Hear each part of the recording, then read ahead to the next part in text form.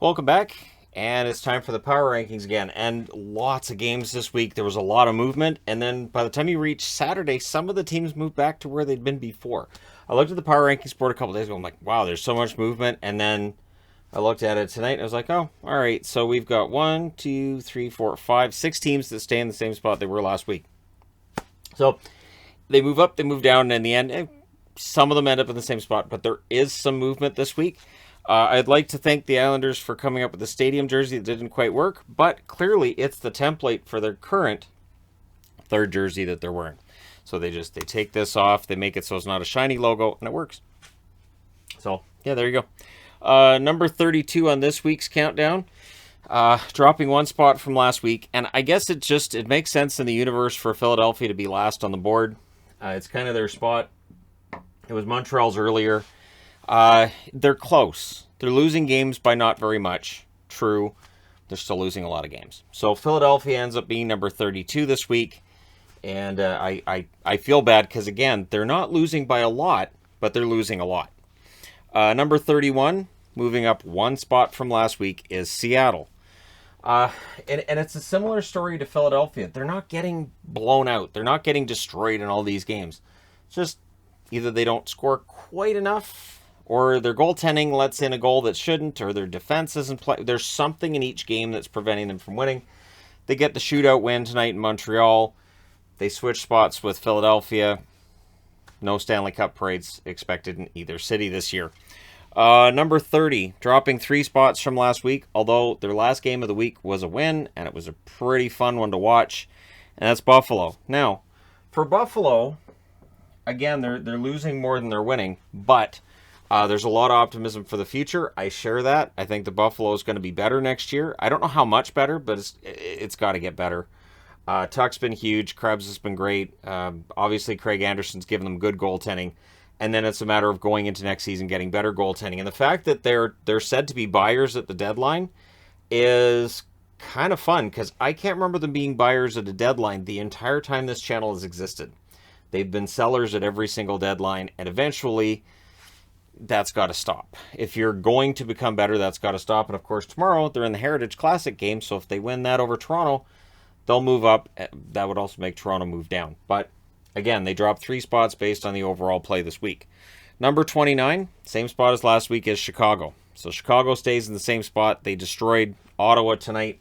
Of course, obviously, hoping that Connor Murphy's not out that long, that it's not as bad as it looked. He doesn't end up in the hospital, so from that angle, not as bad as it initially looked. But yeah, for Chicago, they're playing out the string. They're 29th on the board. There's a part of me that thinks that, honestly, the power rankings, I should just do the top 24 from here, because we know the other 8 teams aren't going to make the playoffs. But that would upset people. Be like, oh, great, my team's not even on the power ranking. Number 28, dropping 6 spots. They had number 22 sewn up, and then this week was a bad one for Detroit. Just overall, and I mean, really, you look at that effort against Calgary tonight. Now, Calgary's a really good team, and they're on a heater, and they're playing really well. But it really exposed the lack of confidence with Detroit right now. They just don't seem to have the it factor. Earlier this year, there were some games they were losing that maybe they could have won. Right now, it just feels like there just isn't the I don't know, effort's the wrong word, but it feels like Detroit's completely blasted themselves out of contention for even finishing at 500. And Steve Yzerman's not happy with this, so we'll see which players stick around at the deadline, which players stick around through the draft, and who they end up going to next season, because you got to think there's going to be bigger changes if they absolutely flame out the rest of the season. Number 27, moving up one spot from last week, is Arizona. Bafflingly, bewilderingly, Arizona is above 500 in their last 11 games. They're 6-5 in their last 11 games. They lost against Boston tonight. I didn't bump them down for that.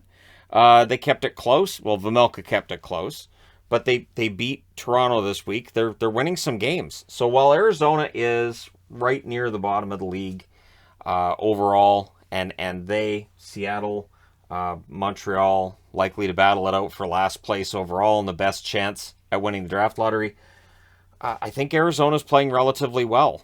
And this is a team that it looked like would easily finish last in the league, and now maybe not so much.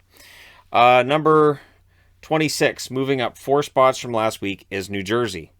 Jersey, much like Buffalo, I think there's reason for optimism for next season. But, they came out with a win tonight. They had a close game against Winnipeg last night. And honestly, I've been impressed with New Jersey for some stretches here. And so they move up 4 spots from where they were last week. I don't see them necessarily moving out of the bottom row, although there are teams that are in this row that could absolutely end up getting busted down, including a team that was in that row last week. They moved down 2 spots from where they were last week. They're now number 25. They were number 23, and that's Montreal. Now, with Montreal, that game against Seattle tonight, combined with, the game against Vancouver, it feels like that coaching bump that you see a team get is starting to wear off. And there's some of those bad habits that are creeping in. You can see Marty St. Louis isn't happy about it. But you can see that for Montreal, maybe that bump you see a team get when they replace their coach, that maybe that's starting to wear off. And for Montreal, I mean, it's not like they're in any type of contention for a playoff spot anyways, but the huge run they had of winning, I think it was 7 out of 8, it seems like that's done now. The shootout loss at home against Seattle feels like they're starting to make that drop once again, and they could find themselves lower down in the row if they have another week this week, like the one they just had. Number 24, moving up 1 spot, because Montreal moved down, is Ottawa. Now, tonight against Chicago, that was a stinker. But in general, Ottawa's looked better this week. We'll see if that's a one-off or if Ottawa's going to start trending in the other direction. Again, none of these teams at this point are in the hunt for a playoff spot, which still feels early in the season for that kind of thing. But for Ottawa, there's hope for the future. Colin White's come back as well. He's been playing for them, and yeah, so it's all about the future. And here comes Sanderson, and we'll see what he can do. And you've got Bernard Docker coming up. You got Thompson. There's a lot of guys coming up on the blue line, so it'll be interesting to see where things go next year. Number 23, moving up 3 spots from last week, San Jose. They love playing Los Angeles. They made it look easy. Now, LA has a lot of injury problems right now too, but San Jose has now won 3 in a row against LA, and they play them again this week. They play them on St. Patrick's Day, so San Jose's looking forward to that. They're not in the hunt for the playoffs, but they can play spoiler. They can make it so life's miserable for the Kings, and the Sharks like making life miserable for the Kings. And if they could do that for Vegas, they could do that for Anaheim, I think they'd be happy with that. So for San Jose, we'll see over the next week whether or not players start getting moved. And Hurdle's going to be the one to watch, whether or not they keep him. I think they should do everything they can to keep him, but they may very well be able to get a lot for him on the market if they make sure that he's available before the deadline. I'd say 5 days before the deadline, you start looking at it. Number 22, dropping 1 spot from last week, the Ducks. For the Ducks, it's really... They were in a playoff spot. They looked like they were in good shape to make the playoffs, and maybe we'd see Anaheim and LA against each other, maybe in the first round. Anaheim's fallen out of that spot, and even though they get a point tonight, it doesn't help. They've played too many games. They don't have games in hand on anybody they're chasing, and so it just gets worse for them with that shootout loss tonight against New Jersey. So for Anaheim, it really is a matter of them getting close, but they're not looking like they're going to be a playoff team this year. And now it's a matter of making the right moves. Pat Verbeek's a smart man. I'm sure he'll make the right moves.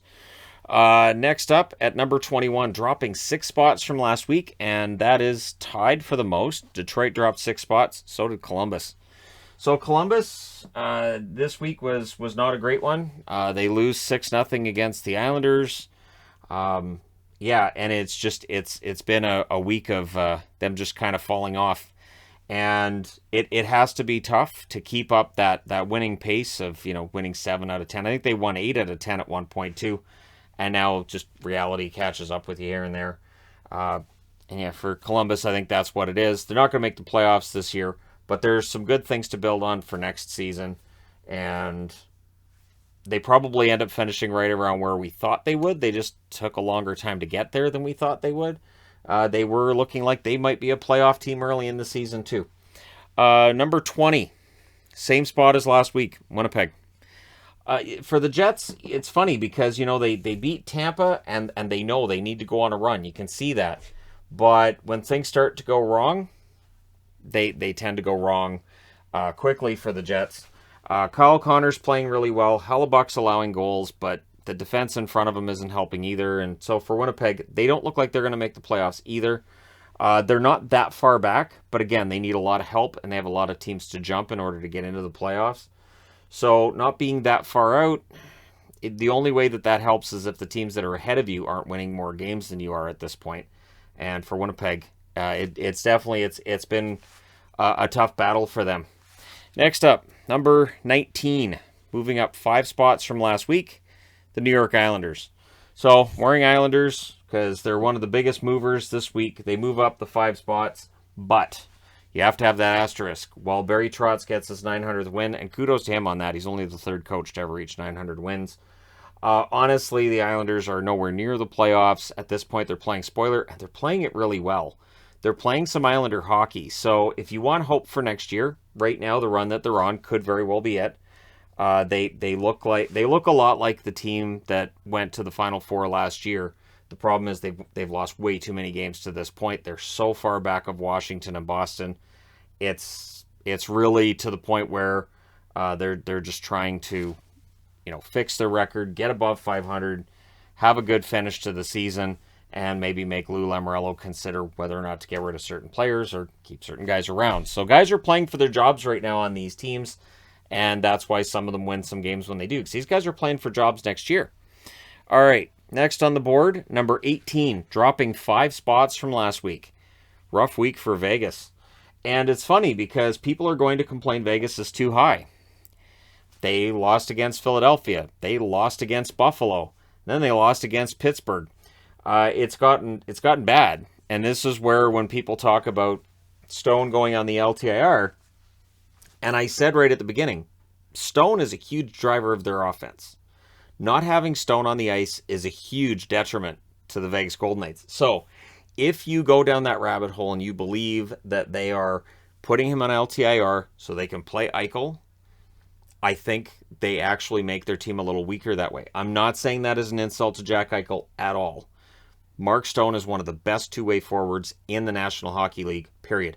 Probably the best winger when it comes to Selke contenders. Usually your Selke contenders are centers. He is fantastic at getting turnovers. He's a big driver of the play. He's good in transition. Vegas desperately misses Stone. So if they're keeping him out just so they can stay under the cap, they are biting off their nose to spite their face. I believe that. That being said, they're 18 this week. We'll see how this week works out for them. Number 17, up 2 spots from last week, Minnesota. So tough times for Minnesota, but there's enough ground there that Minnesota should still be in the playoffs. Could still maybe still in the playoffs. And they get a couple of wins here this week, so we'll see whether or not that continues. The thing is, tomorrow they play against Nashville. So that's a huge game for both Minnesota and for Nashville. Nashville looks like they're ready to start heating up. Minnesota wants to do that as well. I think it's really important to these teams that they avoid being a wild card. I don't think anybody wants to play the Flames or the Avs in the playoffs in the first round right now with how they've been playing. Even though the Avs have had a tougher time lately, I think the preference would be we'd like to play St. Louis or play against each other. So Minnesota and Nashville should be a banger tomorrow. Number 16 on the board, also moving up 2 spots from last week, Washington Capitals. Good road trip for them through the West, right? They end up getting 5 out of 6 points out of the West. And so, yeah, things are looking good for Washington. We already knew they were going to be in the playoffs, but this definitely, their hot streak combined with Columbus cooling off, absolutely puts them out of reach from the Columbus Blue Jackets for the playoffs. And now it's a matter of how much faith do we have in the Capitals come playoff time. I talked about that in a video this week. And again, I have a hard time envisioning which team in the East they can beat in a playoff series, but they have Ovechkin. Vanacek's playing very well. They have a pretty good balanced attack. Oshie seems to be getting it together. Mantha's back. We'll see. So they're number 16 this week. Number 15, also moving up 2 spots from last week, Nashville. So the Preds are back in the second row. This team has been kind of it's been quite the roller coaster ride for Nashville, and it feels like right now they're getting it together. Nashville needed to win. They got a win when they needed it.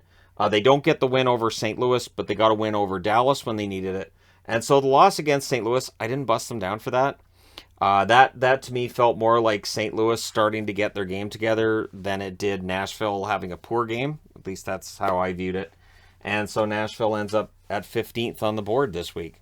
Number 14, dropping 2 spots from where they were last week, and I have some concerns. So Dallas right now is outside of the playoffs by 1 point behind the Edmonton Oilers. Now they have that game in hand. Dallas does have a history for falling just out of the playoffs, falling just short. I did a video on that not too long ago, and by not too long ago, I mean a couple of years ago, on how Dallas falls short of playoffs, and if it's a this is a win you're in situation, Dallas has a checkered past with that. So with Dallas tonight and that result against the Rangers, again, those concerns seem to be well-founded that, you know, Dallas is in the hunt, but essentially they may end up falling just short.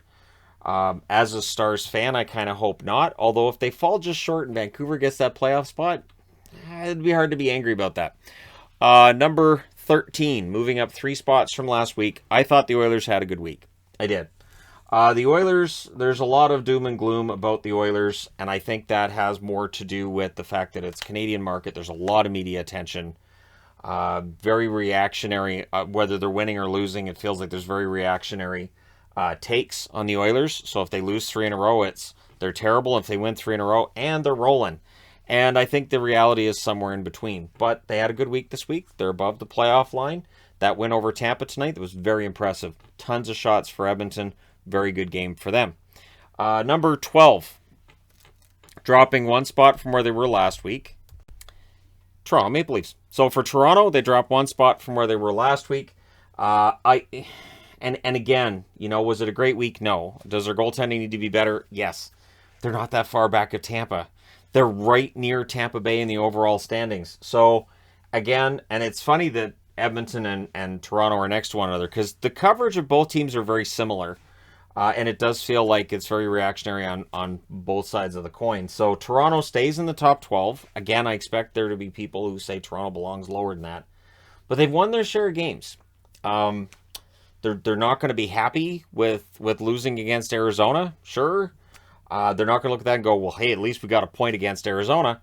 However, I think that things in Toronto, I think they could get better. The problem is I don't see them winning a round. With the defense and the goaltending as it is, I could see Toronto losing in the first round. I could see it being a sweep if they're against Tampa, and then I could see just all the calls for whoever's head to roll at that point, and I think that could get ugly. But we've been surprised before. We've seen teams playing poorly a couple months before the playoffs, and then all of a sudden they turn it on. So it's possible Toronto could do that. Number 11. Moving up 3 spots from last week, Vancouver. So if you're a Canuck fan and at this point in the video you're like, where did he drop the Vancouver puck somewhere? Nope. The Canucks are playing really well. They got behind against Washington. They ended up getting a point out of that. But what I liked about that was they were down going into the third period. Now they did lose the lead, but they got the lead. JT Miller's playing really well. Demko's been playing very well. But when Demko has an off night, they still bail him out. So this is something that for the Canucks, I have wanted for many, many years, where when a goaltender might have a bit of an off night, whether it was Markstrom, whether it was Luongo, whether it was Ryan Miller, the Canucks have never been a team that bails out a goaltender when they're not having a great night. This team feels like it's the first one I've seen that can really bail out a goalie having a rough night in a long time for Vancouver. I'm thinking all the way back to 94. This team's a lot of fun to watch. This is a team that keeps winning more games than they should. And their record under Bruce Boudreau has been fantastic. They are still going to have a hard time making the playoffs. They are currently, I believe, 4 points back. Tomorrow night they play at home against Tampa. Tampa should be ornery and ready to fight. The problem is Tampa's likely exhausted at this stage. Vancouver needs to take advantage of that. And they may see themselves in the top 10 next week if they do. It is odd to have a team this high up, this below the playoff line. But Vancouver's playing really well. So I stand behind them being 11th overall. Number 10, same spot as last week, LA. They were ready to move up, and then they played San Jose a couple of times. And so they end up not being in this row here. They end up being in the same spot they were last week. For the Kings, The injuries are really piling up. They are really delving into Ontario Reign players quite steadily, and it looks like they're going to have to call a couple more up tomorrow. It could be an interesting stretch run for the Kings. And so while they're in a pretty good spot to make the playoffs, they're not out of the woods. With the way some of the other teams behind them are playing, like Vancouver, the Oilers are capable of going on a run as well. The Kings can't make any assumptions that they're going to make the playoffs. So I'll be interested to see at the deadline whether or not Rob Blake goes out and gets somebody, maybe a couple of somebodies, because if he thinks this team might be able to do something, they now have the injuries where you might need to go out and get a couple of guys to fill up the roster. Number 9, same spot as last week, St. Louis. Up week, down week, kind of a sloppy game with Nashville, but they win it today. So for St. Louis, they don't move up, they don't move down. Almost top row, right? They were in the top row a couple weeks ago. I do like St. Louis's team a lot. I think they're able to score with anybody. I think Husso's playing very well. Their defense has had some issues over the last few weeks, but they should be able to iron that out. Again, we got the deadline coming up a week from Monday. So, yeah, it's really up to them to make the right moves at the deadline to fix any issues that they're having, and I think they can. I think they're a team that absolutely can. When I did the video talking about them for the deadline, I didn't really see many holes in that lineup at all, especially at forward. Their forward group's fantastic. Their goaltending's solid, so 9th overall. Number 8, same spot as last week, Boston. Now, Boston's won 9 out of 11. So, they're winning games, but the amount of games where they were allowing goals in the final minute of the third period, that's alarming. They barely hold on tonight against Arizona. There were a couple of plays in that last minute where it was like, oh, it's going to happen again. So Boston stays in the same spot as last week. They don't move up. Even though, as I said, they've won 9 out of 11, they're playing very well. Who knows? Maybe they end up catching Toronto, or maybe they end up catching Tampa. Wouldn't that be weird if Tampa ended up being a wild card team? Wouldn't that be great? You won your division, and your reward is the 2-time defending Stanley Cup champions. Yay! So, yeah, for the Boston Bruins, we'll see whether or not they're able to stay hot like this. But again, some of these wins have felt kind of, I don't want to use the word fluky, but they haven't felt like they're as well earned as some of the other wins they were getting earlier. So they're still winning. They still stay where they are, but they don't end up moving up. Number 7, dropping 1 spot from last week, the New York Rangers. Now, the Rangers get that big win tonight to push Dallas outside of the playoffs. Their goal scoring gets going. But you know what's alarming me is Shesterkin's numbers suddenly are starting to drop a bit. Now, that happens with everybody. Happens with every goaltender goes through this. Markstrom had fantastic numbers, and then he went through a dip, and now he's getting his numbers back after that. I have no doubt Shesterkin can turn it around. But to me, it reveals that if Shesterkin's not a world beater, are the Rangers going to win in the playoffs? And I think the answer right now that we're looking at is probably not. They really need him to be a world beater. What's working in their favor, I'll agree with Daryl Ray from his commentary tonight, this is the biggest gap between the best goalie in the league and everybody else since Hasek. That Shesterkin really is at that level right now. While Vasilevsky, 2 cups, Vezina and all that, great goaltender, I really think Shesterkin's starting to look like he's probably the best goalie in the league. But again, the last couple of games, his numbers have been kind of not great. And so we'll see whether or not he can turn around. We know he can, but it does show the Rangers are really relying on their goaltender. And tonight they outscored their problems. We'll see if they're able to keep doing that. Number 6, dropping 3 spots from last week, is Tampa. So how can you tell when we're getting closer to the playoffs? Well, Tampa starts dropping down the power rankings, of course. They did it in 2020. They did it in 2021. They dropped down the power rankings as the season wound down. They were 11th last year before the playoffs, and they won the Stanley Cup. So Tampa Bay, rough road trip for them. As I said, they're in Vancouver tomorrow. Would I be surprised if they won the Stanley Cup? Nope. Because this just tells you how teams are playing right now, how I feel they're doing right now. In a series, I don't know that there's a team in the first round I wouldn't say, yeah, no, Tampa should win that series against. I don't know if it matters if it's Florida, Toronto, Boston, if it's a team from the Metro, whoever they play in the first round, I'm likely going to be taking Tampa to win that round because, yeah, they've won 8 rounds in a row. And even though they're having a rough road trip through the West, they'll be fine.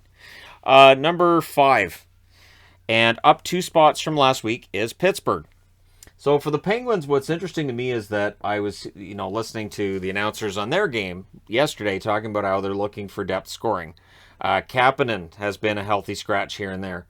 And so, yeah, depth scoring is probably an issue. But if they get Zucker back, right? If they get healthy going into the playoffs, they might pick up a guy on the deadline at the deadline. But Ron Hextall's kind of made it clear that he's not looking that hard right now, and it sounds like Pittsburgh might just cruise right through the trade deadline and not do a lot. I don't know that they need to. I think that if Rodriguez gets his scoring going again like it was earlier in the year, if they can get that going, I think they'll be fine. But yeah, I have them 5th overall right now, and yeah, I've been impressed with them. Jari's been very good. Pittsburgh's playing well. Number 4, dropping 2 spots from last week, Colorado. The Avs were number 1 on this board for a long time. So at the end of the year, when I do an average, and I like to do like the average power rankings and show where all the teams finish there, I have no doubt Colorado ends up first. None. Even if they don't finish first in any power rankings between now and the playoffs, they'll likely still be first at the end of the year in the average. But there are some concerns here. This is a team that's starting to go through that period that every team does. That downward trend, and it might be brief, but they're down there. And so we'll see. Tomorrow, they're playing at home against Calgary. That's huge. They of course lost against Calgary the last time they played them, and it feels like that might be the start of what we're looking at here, where Colorado doesn't look like a world beater right now. But yeah, for the Avs, maybe it's the games against Arizona too, right? But for the Avs, they're number 4 this week. We'll see if they move back up next week. Number 3, moving up 2 spots from last week, the Carolina Hurricanes. For Carolina, good week. Good week. They've had a very good week. Pretty darn good last month. They're back up to number 3. They absolutely could end up being number 1 again soon. They've been there before. They might be one team that maybe threatens Colorado for the overall average on the season. But yeah, Carolina's very impressive. The depth scoring got it done for them in the most recent game as well. So that's a good thing, and that's against Philadelphia. So they win that game. It ends up being close because Martin Jones was trying to steal it. But yeah, Carolina does win that game, and they're unflappable. They don't get thrown off. If it's going to the third period and it's tied, that's fine. They keep playing their game. They don't panic. Even if they're down by 1, they don't panic. So I like Carolina a lot. They're very well coached. They're a very smart team, and they should be exciting to watch in the playoffs. Number 2, also moving up 2 spots from last week, Calgary.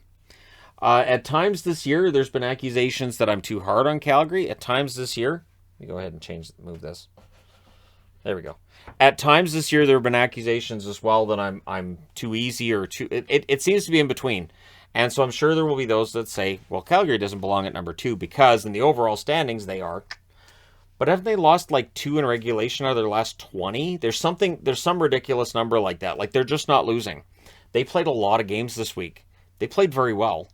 And so for Calgary, a team that has a ton of games over a short period of time, so far they've come through it very, very well. It would be totally understandable if they had multiple games in a row where they didn't necessarily look great. But yeah, they bounced back quickly, and despite a very busy schedule, things still look pretty good for them. So they're number 2 this week, which means number 1, again, second week in a row, and maybe a threat for that overall average at the end of the year as well, Florida. Florida Panthers are number 1. Now, last week when they were number 1, there were some who disagreed. Disagreed because, Florida, well, they had a couple of 3 losses in a row there, so they won a couple in a row. It doesn't matter. Now they've won 5 in a row now. They're firing on all cylinders, and they're doing it at a time as well where Colorado has started to have some issues. So for Florida, who play tomorrow in LA, that's bad news for the Kings, because the Kings are coming off of a beating at the hands of the Sharks. They've lost a lot of players to injury, and now Florida's coming to town. Florida, their one weakness, they had 2 weaknesses early in the season: their power play and their road play. Now their road record's one of the best in the league, and their power play has started to really make that climb. So that's bad news for everybody. And Florida, right now, may very well be one of the favorites to win a Stanley Cup. I would say, honestly, for this season to be seen as a success, they at least have to reach the Final Four. If this team gets out of the first round, that's progress. Absolutely. They haven't won a round since 96. They'd be glad to put that behind them. But if they win a first round matchup and then if they lose in the second round against a Tampa, like Tampa Bay or Boston, somebody like that, I think it would be seen as a disappointment in the end. Because this team started out fantastic. They're playing really, really well right now as well. The expectations are pretty high when it comes to playoffs too. We'll see if they can get there. Let me know your thoughts in the comments section below as always. Don't forget to hit like and subscribe if you're browsing your way through. You just happened upon this video. Thank you guys so much for watching, for all your support. Without you guys watching these videos, I'm not making them. So it's really that simple. Thank you guys again for all your support. I will talk to you soon.